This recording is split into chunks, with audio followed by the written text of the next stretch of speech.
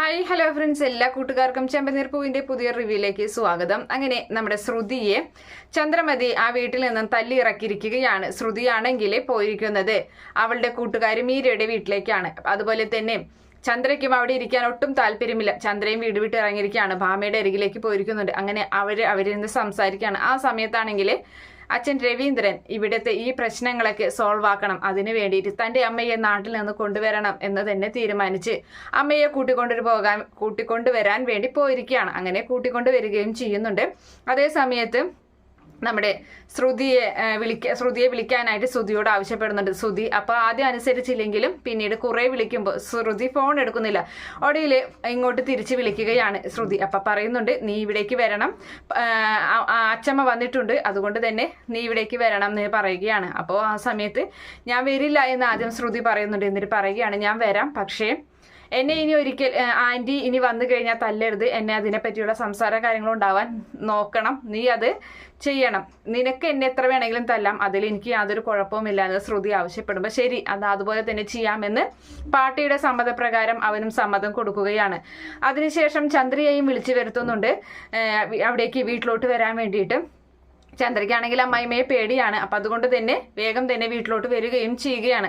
അങ്ങനെ രണ്ടുപേരും വരുന്നുണ്ട് ആ വീട്ടിലോട്ട്. അപ്പോൾ ആ സമയത്ത് ചന്ദ്രയ്ക്ക് വീണ്ടും കലി തീരുന്നില്ല. ചന്ദ്ര വീണ്ടും നമ്മുടെ ശ്രുതിയെ തലങ്ങും വിലങ്ങും തല്ലുകയാണ്. എന്നിട്ട് പറയുന്നുണ്ട്, നിനക്ക് എത്ര ധൈര്യം വന്നിട്ട് നീ ഈ വീട്ടിലോട്ട് തിരിച്ചു വരാനായിട്ട്, നിന്നെ എനിക്ക് കാണുമ്പോൾ തന്നെ ദേഷ്യം വരുന്നുണ്ട് എന്നൊക്കെ പറഞ്ഞിങ്ങനെ തല്ലി അവളെ കൊല്ലാറാക്കുകയാണ്. അപ്പം ആ സമയത്ത് ശ്രുതി പറയുന്നുണ്ട്, മതി അമ്മയെ നിർത്ത് എന്ന് പറയുകയാണ്. അപ്പോൾ അത് കേട്ട് എല്ലാവരും ഒന്ന് ഞെട്ടിപ്പോകുന്നുണ്ട്. കാരണം അമ്മയെ എതിർത്ത് ഒരു വാക്ക് പോലും പറയാത്ത ഒരാളാണ് ഈ പറയുന്നത്. അപ്പോൾ ശ്രുതി അടക്കം എല്ലാവരും ഞെട്ടിത്തിരിച്ച് നിൽക്കുകയാണ്. ചന്ദ്രയ്ക്കാണ് ഏറ്റവും കൂടുതൽ ഷോക്ക് ആയിട്ടുള്ളത്. അപ്പം ചന്ദ്ര, എന്താടാ നീ പറഞ്ഞത് എന്ന് ചോദിക്കുന്നുണ്ട്. മതി അമ്മ അവളെ ഇങ്ങനെ തല്ലിയത്, എനിക്കൊരു കാര്യം പറയാനുണ്ട്. അതെ, ഈ കാര്യങ്ങളെല്ലാം തന്നെ എനിക്കറിയായിരുന്നു, അവളുടെ മാമനല്ല അത് ആ ഒരു കാര്യം എനിക്കറിയായിരുന്നു, ശ്രുതി എന്നോട് നേരത്തെ തന്നെ പറഞ്ഞിട്ടുണ്ടായിരുന്നു എന്ന് ശ്രുതി കള്ളം പറയുന്നത് കേൾക്കുമ്പോൾ എല്ലാവരും ഞെട്ടിപ്പോകുന്നുണ്ട്. അത് പ്രത്യേകിച്ച് നമ്മുടെ ശ്രുതി വാ തുറന്ന് നിന്ന് പോവുകയാണ് ശ്രുതി ഇങ്ങനെ പറയുന്നത് കേൾക്കുമ്പോൾ. അപ്പോൾ സച്ചി പറയുന്നുണ്ട്, നീ നുണ പറയുകയാണ്.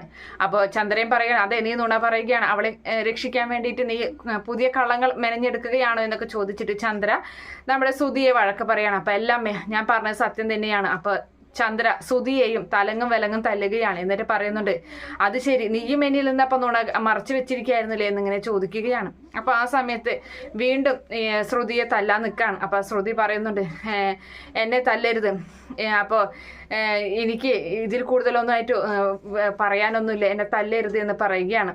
ഞാൻ വന്നതിന് ശേഷമല്ലേ ശ്രുതി ഇപ്പോൾ ഒരു നല്ലൊരു ജോലി കാര്യങ്ങൾ ബിസിനസ്സൊക്കെ ആയിട്ട് നിൽക്കുന്നത്, ഞാൻ വന്നതിന് ശേഷമല്ല, അതിനു മുമ്പ് ശ്രുതി ജോലിക്കൊന്നും പോയിരുന്നില്ലല്ലോ എന്ന് പറയുന്നുണ്ട്. അപ്പം സച്ചി പറയുന്നുണ്ട്, അതെൻ്റെ അച്ഛൻ്റെ കാശ് കൊണ്ടല്ലേ എന്നിങ്ങനെ ചോദിക്കുകയാണ്.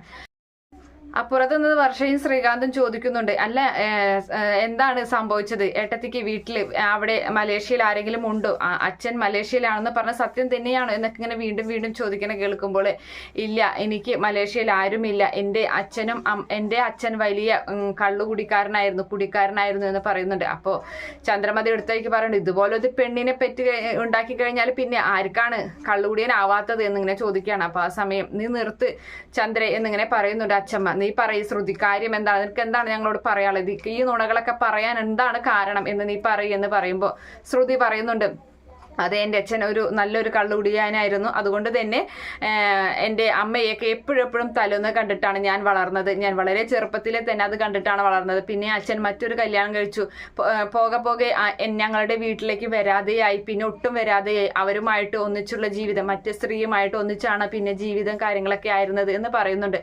അപ്പോൾ അത് കണ്ട് ഒരുപാട് വിഷമിച്ചിട്ടാണ് എൻ്റെ അമ്മ മരിച്ചു പോയത്, ഞാൻ ഒറ്റയ്ക്കായി, എനിക്ക് ആരുമില്ലാത്തൊരവസ്ഥയായി എന്ന് പറയുന്നുണ്ട്. അതിനുശേഷമാണ് ഞാൻ സ്വന്തം കാലിൽ നിന്ന്, സ്വന്തം വരുമാനത്തിൽ നിന്ന് പഠിച്ച് ഞാൻ സ്വന്തമായിട്ട് വരുമാനം കണ്ടെത്തി ഞാൻ ഒരു ബ്യൂട്ടീഷ്യൻ ആയതൊക്കെ എന്നിങ്ങനെ പറയുകയാണ്. അപ്പോൾ ഇപ്പോഴും നിങ്ങളുടെ അച്ഛൻ ജീവിച്ചിരിപ്പുണ്ടോ എന്ന് ചോദിക്കുകയാണ്. അപ്പോൾ ആ സമയത്ത് ഇല്ല, എൻ്റെ അച്ഛൻ മരിച്ചു എന്ന് തന്നെയാണ് എനിക്ക് കിട്ടിയ അറിവ് എന്ന് പറയുന്നുണ്ട്. അത് ശരി, അപ്പം നിനക്ക് അച്ഛനുമില്ല അമ്മയുമില്ല ആരുമില്ല, നീ ഒരു അനാഥയാണില്ലേ എന്നിങ്ങനെ ചന്ദ്ര ചോദിക്കുകയാണ്. അതെ ഞാൻ അങ്ങനെ തന്നെയാണ്, എനിക്ക് ഈ നാട്ടിലെ ആകെ ഒരു കൂട്ടു എന്ന് പറയുന്നത് മീരയുമായിട്ടാണ് ഞാൻ, അതുകൊണ്ടാണ് ഞാൻ ഇവിടേക്ക് വന്നത്, ഈ നാട്ടിലോട്ട് വന്ന് ജോലി ചെയ്യാനൊക്കെ വിചാരിച്ചത്.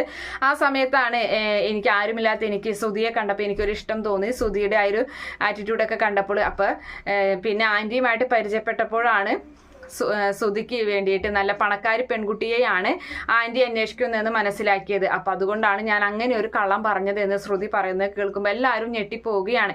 എന്തായാലും കാര്യങ്ങളെല്ലാവരും എല്ലാതും മനസ്സിലാക്കുന്നുണ്ട്. അപ്പൊ അതിനുശേഷം വീണ്ടും ചോദിക്കുകയാണ്, ഇനി എന്തെങ്കിലും ഉണ്ടോ നിങ്ങൾക്ക് മറച്ചു വെക്കാനായിട്ട്? ഇനി എന്തെങ്കിലും, പറഞ്ഞത് മുഴുവൻ സത്യം തന്നെയാണോ എന്ന് ചോദിക്കുമ്പോൾ അതെ, പറഞ്ഞത് മുഴുവൻ സത്യം തന്നെയാണ്, ഞാൻ ഇനിയൊന്നും മറച്ചു വെക്കുന്നില്ല എന്ന് പറയുന്നുണ്ട്. അപ്പോൾ ശ്രീകാന്ത് ചോദിക്കണം, അല്ല അപ്പൊ ഇടയ്ക്കിടയ്ക്ക് പൈസ കൊണ്ടുവന്നിരുന്നല്ലോ ഇവിടേക്ക്, അച്ഛൻ മലേഷ്യയിൽ നിന്ന് അയച്ചതാണെന്ന് പറഞ്ഞിട്ട്, അതിപ്പോ ഇവിടുന്നായിരുന്നു ഏട്ടത്തിക്ക് എന്ന് ചോദിക്കുന്നുണ്ട്. അപ്പൊ ആ സമയത്ത് ശ്രുതി പറയുകയാണ്, അത് പിന്നെ എൻ്റെ ബ്യൂട്ടി പാർലർ ഞാൻ വിറ്റു എന്ന് പറയുകയാണ്. അത് കേൾക്കുന്ന ചന്ദ്രൻ ഞെട്ടിപ്പോകുന്നുണ്ട് വീണ്ടും. അത് ശരി, ആകെ ഉണ്ടായിരുന്ന ഒരു ഇത് അതായിരുന്നു, അതും നീ വിറ്റ് കളഞ്ഞു എന്ന് ചോദിച്ച് ദേഷ്യപ്പെടുകയാണ്. അപ്പൊ രവി പറയുന്നുണ്ട്, ചന്ദ്രേ ഇത് എനിക്ക് നേരത്തെ അറിയാമായിരുന്നു എന്ന് പറയുകയാണ്. അപ്പൊ മറ്റുള്ളവരും ഞെട്ടിപ്പോകുന്നുണ്ട്. അതെ, ഒരു ദിവസം പാർലറിലോട്ട് സച്ചി ചെന്നപ്പോൾ സച്ചി ആ സത്യം മനസ്സിലാക്കി എന്നോട് ഈ കാര്യം പറഞ്ഞു. ഞാനാണ് സച്ചിയോട് മറ്റാരോട് ഇത് പറയരുതെന്നും ശ്രുതി തന്നെ ഇത് എല്ലാവരോടും പറയട്ടെ, അവൾക്ക് എന്തെങ്കിലും ആവശ്യമില്ലാതെ അവളുടെ ബ്യൂട്ടി പാർലർ വിൽക്കില്ലല്ലോ, അതുകൊണ്ട് തന്നെയാണ് ഞാൻ അവള് തന്നെ പറയട്ടെ എന്ന് വിചാരിച്ചിട്ടാണ് ഞാൻ ആരോട് ഇത് പറയരുതെന്ന് സച്ചി വിലക്കിയതെന്നും പറയുന്നുണ്ട്.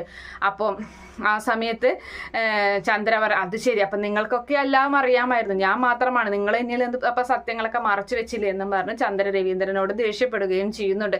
അപ്പോൾ ഇനി എന്തെങ്കിലും സത്യങ്ങൾ പറയാനുണ്ടോ എന്ന് ചോദിക്കുമ്പോൾ ഇല്ല, എല്ലാം പറഞ്ഞത് സത്യം തന്നെയാണെന്ന് വീണ്ടും കള്ളമവൾ അങ്ങനെ പറയുകയാണ്. എന്തായാലും അച്ഛമ്മയുടെ നിർദ്ദേശപ്രകാരം നമ്മുടെ ശ്രുതിയെ വീടിന്റെ അകത്തേക്ക് കയറ്റുകയും അവിടെ താമസിക്കാൻ അനുവാദം നൽകുകയും ചെയ്യുന്ന ഭാഗമൊക്കെയാണ് എന്തായാലും വരാൻ പോകുന്നത്. കാത്തിരുന്ന് കാണാം. ഈ റിവ്യൂ ഇഷ്ടപ്പെടുകയാണെങ്കിൽ ഈ ചാനൽ ഒന്ന് സബ്സ്ക്രൈബ് ചെയ്ത് സപ്പോർട്ട് ചെയ്യണേ. Okay friends, bye, thank U.